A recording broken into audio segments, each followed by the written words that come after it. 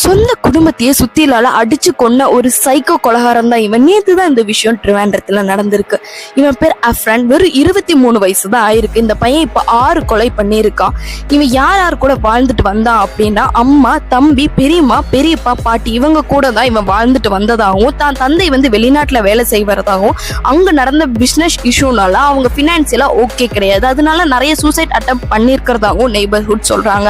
ஆனா நேத்து 24ஆம் தேதி அன்னைக்கு அஃப்ரன் பக்கத்து கடையில போய் சுத்தியல் வாங்கிட்டு வந்து சொந்த தம்பி வெறும் 13 வயசு இருக்கிற அந்த பையனை சுத்தியலாலேயே அடிச்சு கொண்டிருக்கான். அவரை மட்டும் இல்லைங்க, சொந்த தாய், பெரியப்பா, பெரியம்மா, பாட்டியும் இதே மாதிரி சுத்தியலால அடிச்சு கொண்டிருக்கான்.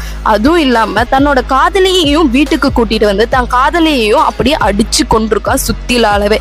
ஏன்னா உன் குடும்பத்தை கொன்ன அந்த பொண்ணை ஏண்டா கொன்னன்னு கேட்டா, நான் போயிட்டா அவளுக்கு யார் இருக்கா, அவளுக்கு நான் மட்டும்தான் உலகமே அப்படின்னு இந்த பையன் சொல்லியிருக்கான். என்ன ஒரு உண்மையான காதல் இல்ல.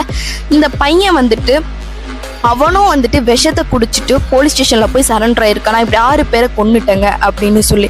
ஆனா இந்த பையன் இப்போ ஹாஸ்பிட்டல்ல இருக்க. எதுக்கு இவன் கொன்னா அப்படின்றதே யாருக்குமே இன்னும் தெரியல. ஆனா இவன் ரொம்ப சைலண்டான கேரக்டர், இவன் பண்ணிருக்க மாட்டான் அப்படின்றத நிறைய நெய்பர்ஹுட்ஸ் சொல்றாங்க. நம்பவே முடியல அப்படின்னு. இந்த மாதிரி கேஸ் அப்டேட் தெரிஞ்சுக்க மறக்காம ஃபாலோ பண்ணிக்கோங்க. மறக்காம இந்த கேஸ்ல என்ன நடந்திருக்கும், இவன் ஏன் இதை கொன்னா அப்படின்றத மறக்காம கமெண்ட்